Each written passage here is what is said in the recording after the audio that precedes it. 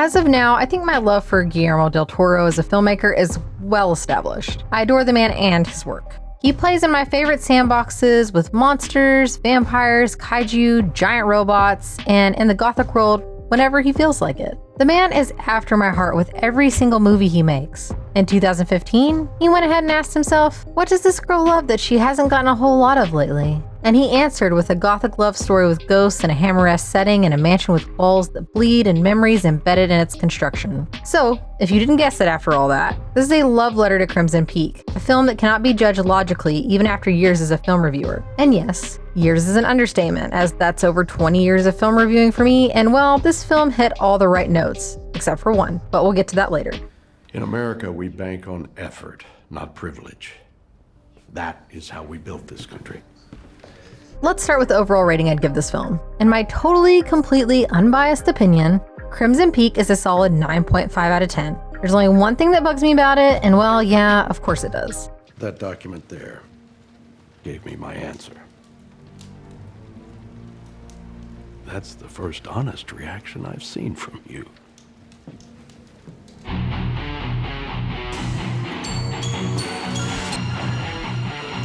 Nice hearing from you, Carlos.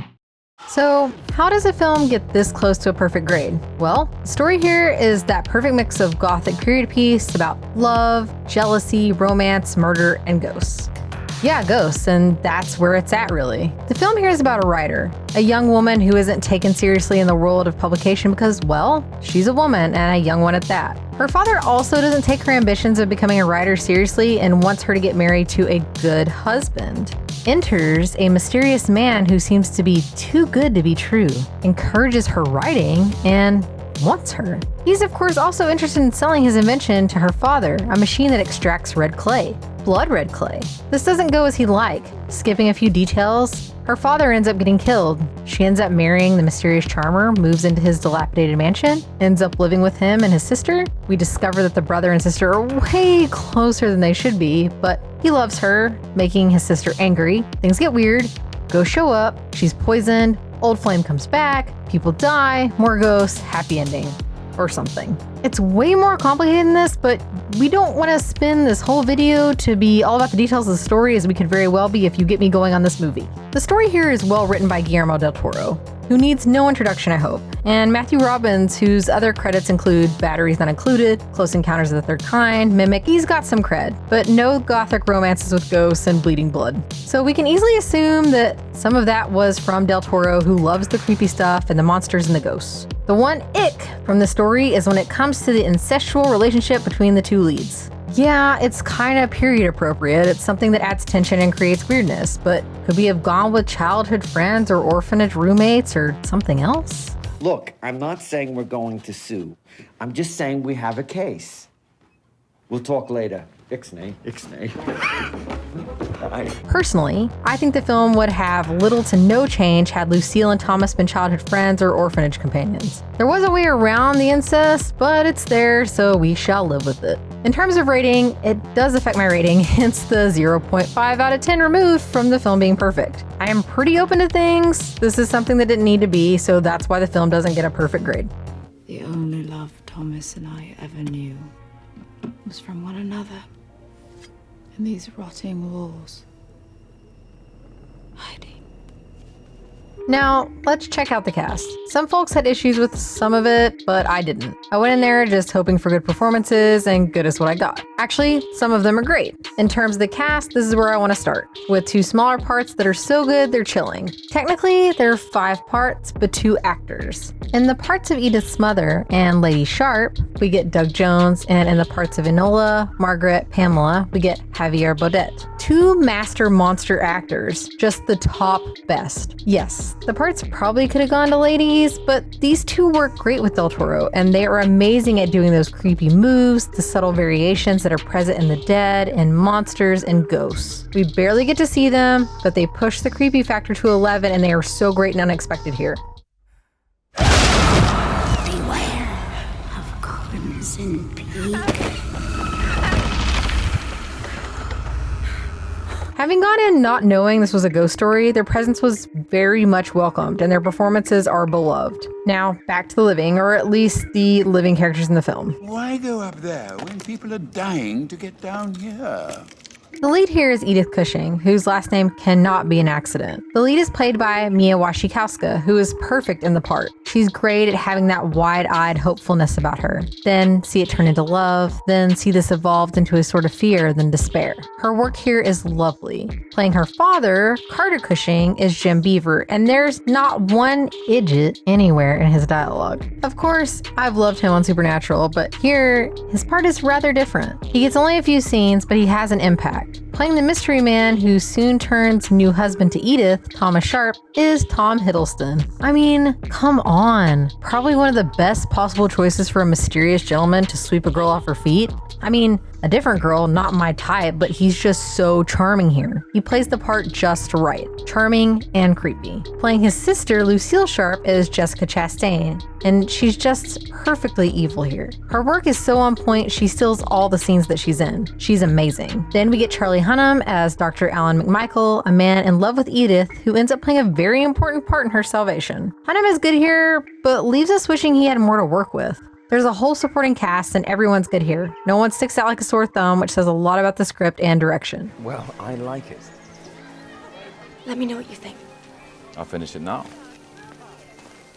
Now, as a person with a background in fashion history and photography with a passion for horror, this film is something else from a visual standpoint. Look at it. Look at it! Look at it!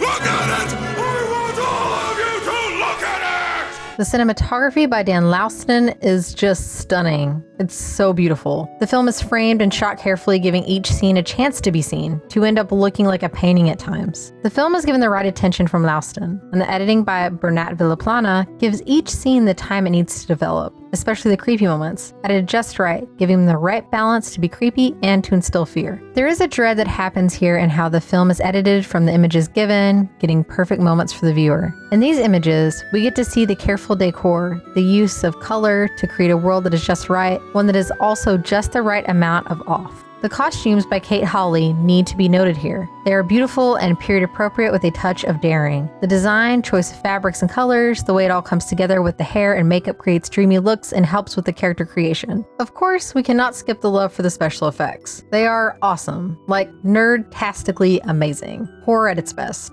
The characters played by Doug Jones and Javier Baudet are so well done, they are so creepy, they prove that with the right mix of practical effects and CGI effects, and with the right teams, almost anything is possible these days. Or for a few years, really. The film has aged beautifully on that front. It's from 2015, and rewatching it recently, it looks like it could have been released this year. The effects play a huge part in this. They're so good. This is how you make ghosts that look like they could touch you, that look like they have a tortured soul, and that look like maybe, just maybe, they don't just want bad things for our lead. These are some of the best effects the team under makeup effects key artist Xavi Bastida brings together on the screen for us. Of course, there are other effects, like the murder of Carter Cushing, that are ooey, gooey, bloody, violent, and gross. That comes early in the film, and it's easy for this to be overshadowed by the later parts of the film, but it is very well done and done with not just talent, but a flair for good gore. One bit that may not have aged as well is the showdown between Edith, Lucille, and Thomas. It looks decent, but these days it looks like it could be just a touch better. I won't stop until you kill me, or I kill you.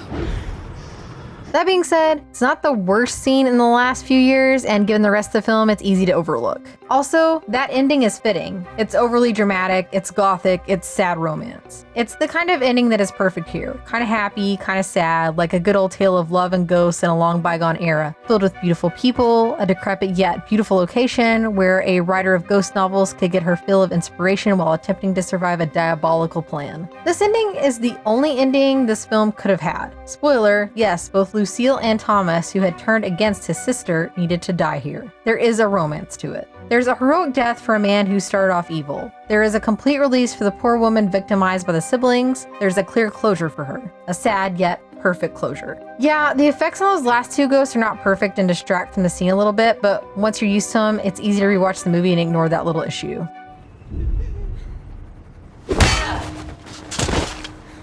Crimson Peak is one of those films that is made with care at every single level. Each and every team and person on this film gave their best under the guidance of Guillermo Del Toro, thus showing that he knows how to get the best people together, how to get them to work together just right, and how to get his vision to come to life on the screen. This is one of the best Del Toro to this Gothic nerd. The teen girl in me loves this probably even more than adult me does, and it's good to feed your soul with art that just works for you and makes you happy. This is a goth horror movie that is reminiscent of Hammer and other old-timey studios. It's goth horror that knows how to build a few scares, but mainly how to build attachments to the characters to make you feel their plight. It's the kind of gothic horror we don't get enough of, and when we get some, it feels like lesser than, like it's not hitting the mark. Crimson Peak hits the mark. It hits all the marks. Even one that I wish it didn't, but it's so good that it's easy to have it on regular rotation, to play as you work and get sidetracked because it's too good to pass up even on the 200th viewing.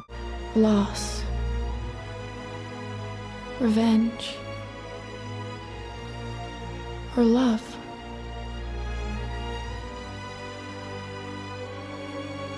Those, they never go away.